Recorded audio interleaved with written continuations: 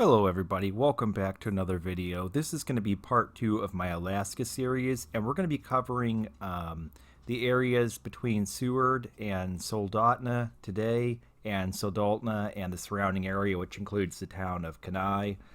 This is going to be in the Kenai Peninsula in southern Alaska. So, basically the first thing I want to show you is the Kenai Lake. It's also by Crescent Lake. This is just a roadside pull-off. I believe it's called Cooper Landing Cliffs on Google, if you look at that. Anyway, you pull off to the side of the road. There's some mountain goats on the right-hand side of the road that you can see. They are fairly distant, but if you look around up there in the cliffs, you'll find some mountain goats. And then in the pull-off itself, there's a couple little trails. One of those little trails goes down to the water, and it's a really scenic view. Beautiful turquoise water with some mountains there. The next place in that same area around the Cooper Landing area that I really like is called SkiLak Lake Road. SkiLak Lake Road has a number of good hikes on it. Probably the one that I thought was the best was Bear Mountain. Bear Mountain it is steep, but it's a fairly short hike. I believe it's about like 0.8 of a mile up, and then you have to turn around and go back. But it has these really great lookouts of SkiLak Lake, and again, you'll see the beautiful turquoise water. You'll see mountains there. Now, along SkiLak Lake Road, if you're unable to hike, there is a turnout where you can just view the lake with a somewhat similar view. Although I think the view from Bear Mountain is better. It's a great hike, totally worth doing. To be honest with you, it's one of the most beautiful lakes I've ever seen. So I would highly recommend doing that if you're in the area. So if you read reviews of SkiLak Lake Road, one of the things you'll notice is there tends to be a lot of black bears seen. In fact, when we were doing Bear Mountain Trail, the group just behind us had told us they had seen a black bear. Additionally, I saw a black bear at the far end, near the far end crossing the road, basically the end that's furthest away from Soldotna, with some cubs, and I'll show you some pictures and video of that here.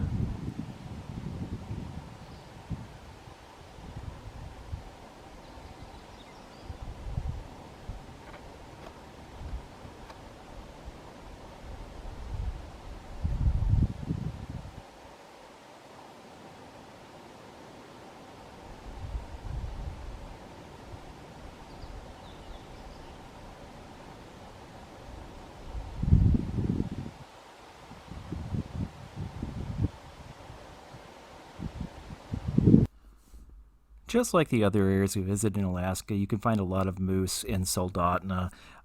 Here's a picture of a moose with a calf from outside of town, just on a random road, a side road. But you can see numerous areas around that just look very good for moose. And if you're out in the evening or in the morning, you can expect to run into moose. Also, bridge access road in the areas with some trees. I did see some moose there, and one of my photos is from that road. But bridge access road, more so than the moose, people are going there to see the caribou, and I was able to find caribou there. Where the road in Soldotna comes to a bridge on bridge access, where the actual bridge is. On the Soldotna side, there's a little pull-off, a gravel pull-off, and that area there had been mentioned to me as the best area to look. And in fact, that is where I saw the caribou. I had to wait just a little bit, and they kept walking closer to me and eventually crossed the road.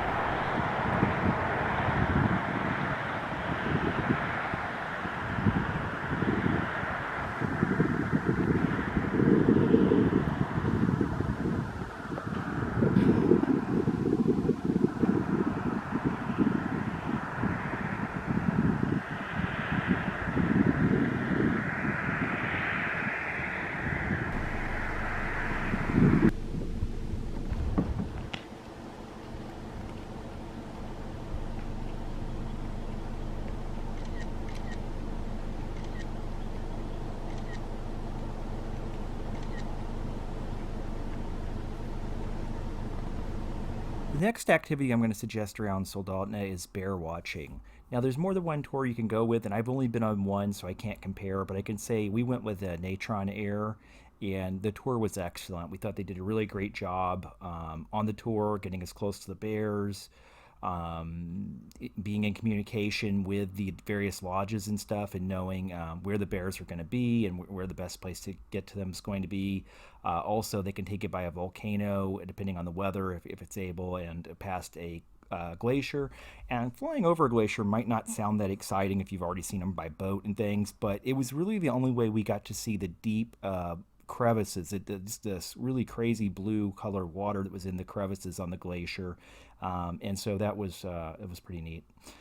As far as the bears themselves, that was excellent. Of course, we were able to see grizzly bears up close in a safe way right on the beach. There were a couple of bears. One we were able to get very close to. The other one was further out. We didn't walk so far out to that. We were able to get good views. It is a fairly short amount of time you spend on the ground, so if you're wanting to stay, for hours with the bears, then you're probably going to want to book one of the lodges, and that same company, Nature on Air, can actually drop you off at the lodges and pick you back up, so they can help with those arrangements also. The bears were digging up clams. That's what they're doing on the beach that time of year. We were there at the very beginning of June, and we were able to watch them digging the clams up, then opening the clams and eating the clams, and also show some video of that.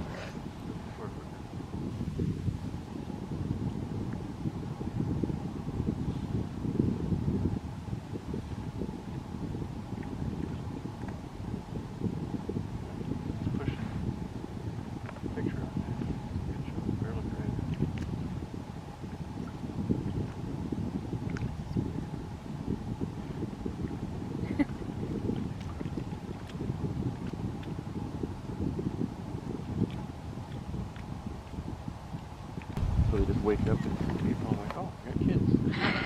The first that they know they even had kids. They don't feel it? No, they don't. They don't even know they had kids. I think they're the most. Them for like a year? Yep. Yeah. As soon as they become teenagers, they kick them out.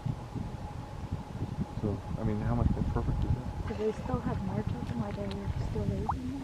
No. Once the two are gone, then that's the only other use they have for the male.